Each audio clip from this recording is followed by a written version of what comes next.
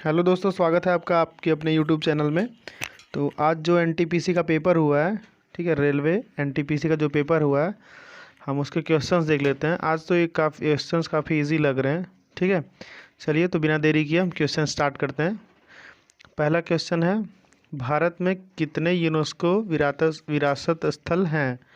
ठीक है, तो कितने यूनेस्को के स्थल हैं? ये 40 हैं। ठीक है, कितने हैं? 40। ये आपको याद रखना, रिपीट क्वेश्चन हो सकता है, एक बार शायद रिपीट भी हुआ है ये। ठीक, अगला क्वेश्चन क्या है आपका? एडीबी। एडीबी का फुल फॉर्म क्या होता है? Asian development bank. आप लिख भी सकते हैं इसको, एशियन डेवलपमेंट बैंक। ठीक है, एशिया में जितने भी कंट्रीज़ हैं उनको ये लोन प्रोवाइड करता है, एशियन डेवलपमेंट बैंक। इसका मुख्यालय कहाँ पे है? फिलीपींस में। ठीक, इसका मुख्यालय कहाँ पे है? फिलीपींस में। नेक्स्ट क्वेश्चन है आपका, रैयतवाड़ी व्यवस्था कहाँ लागू की गई थी? ये रैयतवाड़ी व्यवस्था जो है ये कृषि से संबंधित है। ठीक है, जब अंग्रेज यहाँ शासन कर रहे थे तो ये कहाँ लागू की गई थी? ये बंगाल में। ठीक है, रैयतवाड़ी व्यवस्था कहाँ लागू की गई थी?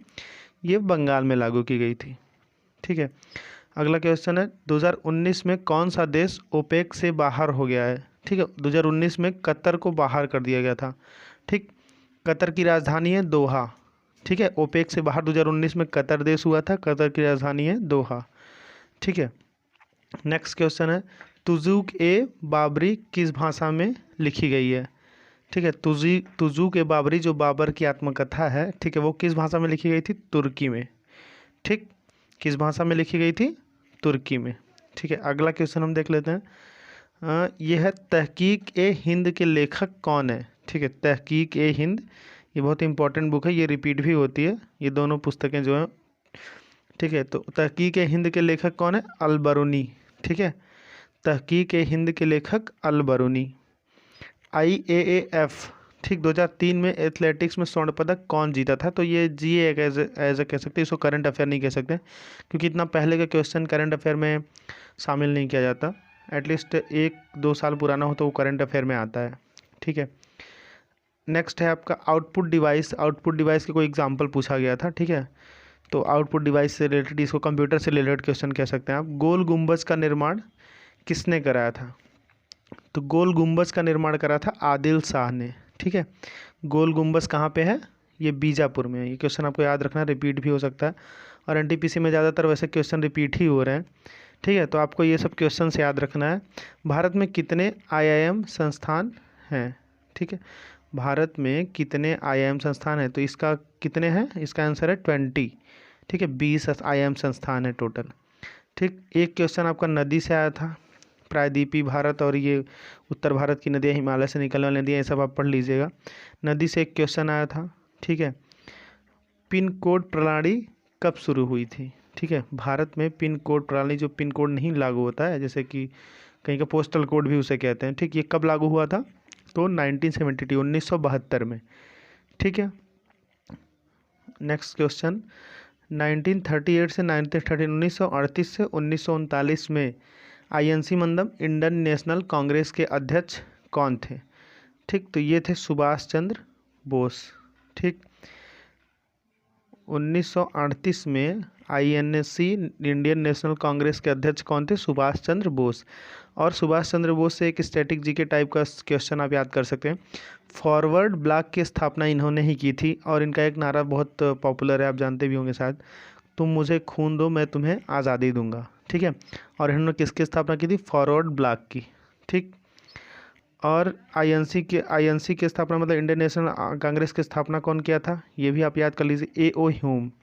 ठीक है, AO ह्यूम। ठीक है, नेक्स्ट है आपका, द बैंडिट क्वीन के लेखक कौन है? ठीक, द बैंडिट क्वीन एक पुस्तक है, इसके लेखक कौन है? तो इसके लेखक हैं फूलन देवी। फूलन देवी कौन थी? एक डाकू थी। ठीक है, द बैंडिट क्वीन के लेखक कौन है? फूलन देवी हैं। ठीक, होमो सैपियंस किसका नाम है? तो ये आपको पता होना चाहिए, बहुत सिंपल सा क्वेश्चन है। होमो सैपियंस किसका नाम है? इंसान का वैज्ञानिक नाम है। ठीक है, जो आजकल के इंसान है इनको वैज्ञानिक मतलब वैज्ञानिक नाम से होमो सैपियंस कहा जाता है। ठीक, और ये सबसे ज़्यादा बुद्धिमान भी होते हैं जो होमो सैपियंस होते हैं, जो अभी इस समय की जो स्टेज है होमो सैपियंस की, ठीक है, इंसानों की, वो क्या सबसे बुद्धिमान है? तो होमो सैपियंस सबसे बुद्धिमान होते हैं। ठीक, इंसानों का वैज्ञानिक नाम ही होमो सैपियंस कहलाता है। नेक्स्ट हम देखते हैं परमाणु रिएक्टर किस पर काम करता है, मतलब इसका होना चाहिए था किस सिद्धांत पर काम करता है। ठीक है, तो परमाणु रिएक्टर किस सिद्धांत पर काम करता है, परमाणु विखंडन पर। ठीक, विखंडन मतलब होता है टूटना। ठीक है, परमाणु रिएक्टर किस पर काम करता है, परमाणु विखंडन पर। ठीक, अगला क्वेश्चन क्या है आपका, परमाणु कार्यक्रम का जनक, भारत में परमाणु कार्यक्रम का जनक कौन है, होमी जे भाभा। ठीक है, आपको ये याद रखना है, होमी जे भाभा। ठीक, और इसरो आपको याद रखना है, इसरो की स्थापना कब हुई थी, 1969 में। इससे क्वेश्चन रिपीट हो रहा है। और इसरो का जो प्रथम अध्यक्ष था, ठीक है, इसरो का प्रथम अध्यक्ष, इसरो के प्रथम अध्यक्ष कौन थे, तो वो थे आपके विक्रम साराभाई। ठीक, इसरो की स्थापना हुई थी 1969 में। ठीक है, परमाणु कार्यक्रम का जनक होमी जे भाभा हो गई। ये आपका क्वेश्चन मोस्ट रिपीटेड क्वेश्चन है दोस्तों, आपको याद रखना है। ठीक है, अगर वीडियो अच्छी लगी तो आप लाइक करें। ठीक, चैनल को सब्सक्राइब करें। थैंक यू, और नेक्स्ट एनालिसिस देखते रहें। ठीक, थैंक यू।